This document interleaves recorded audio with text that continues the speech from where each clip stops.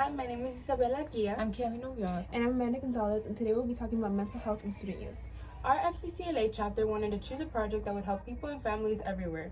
Mental health is a huge global issue, however, we wanted to do what we could locally to solve this issue.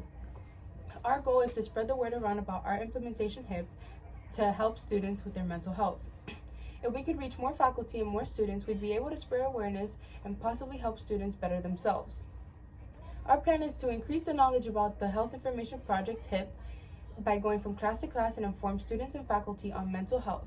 We would also create flyers and post things on social media and talk about HIP during the morning and afternoon announcements. We have emailed staff and students about the Health Information Project to encourage them to participate. We've also used the PA speaker at our school in the morning and afternoon announcements to raise awareness to those who have not received the email. To follow up, every history teacher at our school has agreed to welcoming HIP into their classroom. HIP's PHEs, or peer health educators, will go to freshman history classes to present their lessons. The PHEs will visit the history classes every other week for 8 weeks to give each PHE enough time to master their own lesson. Our FCCLA chapter wanted to comprehensively address the matter of enhancing student mental health resources. While mental health is a huge global issue, we decided to focus on what we can do locally to improve the resources given to the students. We chose HIP because it would be the upperclassmen teaching underclassmen, which makes this conversation about mental health more relatable and more comfortable. We know that when teenagers open up to adults, it could be restricting and they feel that they can't relate to the things that the adults have to say to them.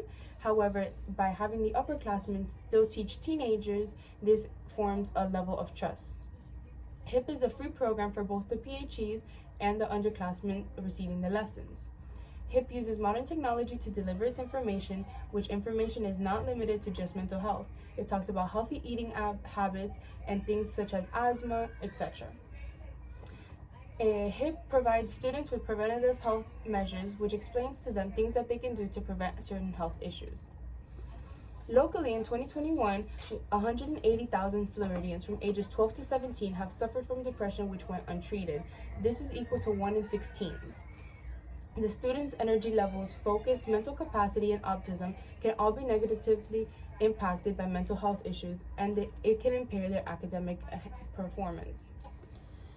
For our pros versus cons, for pros, it may improve the general well-being of students, may enhance behavior in the classroom and academic achievement, and create a welcoming and encouraging atmosphere in schools. As for our cons, there are many time restrictions that may pose as a risk factor, as this is during school hours. Some claim that parents should be the ones who prioritize mental health, not the school, and there are worries about any disturbances to the learning environment. For our stakeholders, we have students, teachers, parents, school administrators, and our community. Students are supporters of better mental health services because they themselves gain from more support networks. School administrators worry about how to allocate resources and how to stick to a tight budget. Teachers, they may be advocates or opponents, although they're in favor of students being mentally well. Some may be concerned about extra duties or disturbances in the classroom. Parents care about their kids' mental health, but they could disagree about how much of a role schools should have in helping kids with their mental health issues. Community may be affected by social, cultural, or economic variables leading to different viewpoints. SMART stands for specific, measurable, achievable, relevant, and time-bound time management. We implement HIP in every Miami-Dade County school as soon as possible to enhance student mental health and academic success. Measurably increase student well-being with mental health resources like HIP. We can also partner with other schools and make time for HIP to be taught and address the need for improved mental health education and resources. We launched a program at the beginning of the next academic year and continue spreading the word about HIP so future students and generations will have it. According to the HIP website, 9th grade students who are taught HIP have a 98% increase in self-esteem, a 98% of them develop healthy relationships with other students, and 97% of them experience a better sense of belonging at their own school. Our project aims to improve academic performance and student well-being in Miami-Dade School District by introducing a comprehensive mental health program. Our objective is to begin the program at the beginning of the following academic year by working with local specialists, obtaining grants, and involving stakeholders.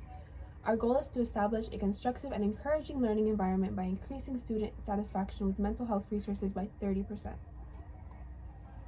We chose mental health among students because we as students have first-hand experience between school and our mental health. We have each participated in a club named HIP, and we believed it has helped each of us, and we want to be able to expand HIP across Miami-Dade. Between spreading the word about the club, informing others, and speaking with faculty and staff, we believe we will be able to make the change and expand HIP across Miami-Dade. For our target audience, our first one is the school administrators, since they can initiate faculty meetings to understand how to implement HIP, look into school budgets and resources for student well-being, and make sure faculty/staff know they need to make rooms in their lesson plan for HIP.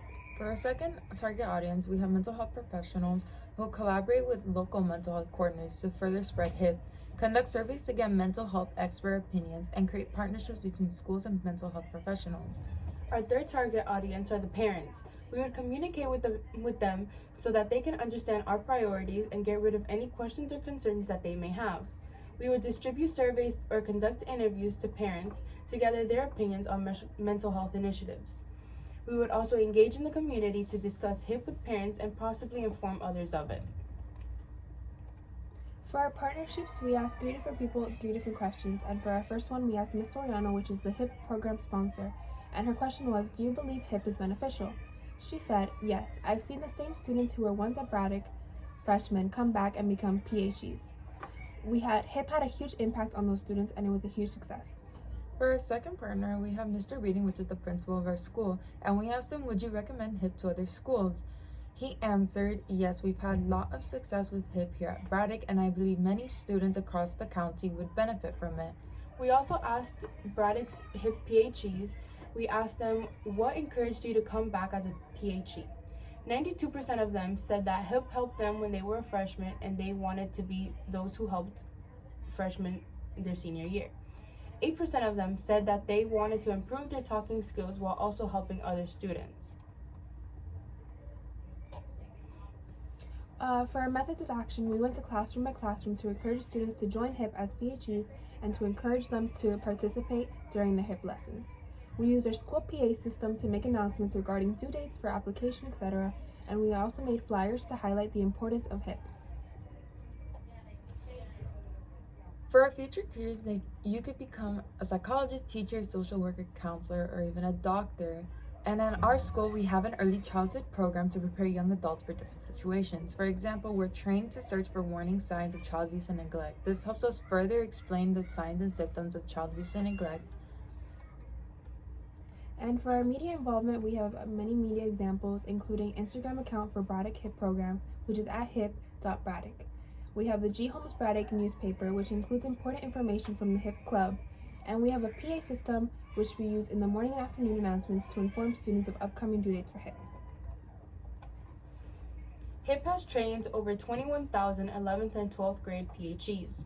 HIP has also taught over 425,000 freshman students across the 100 high schools.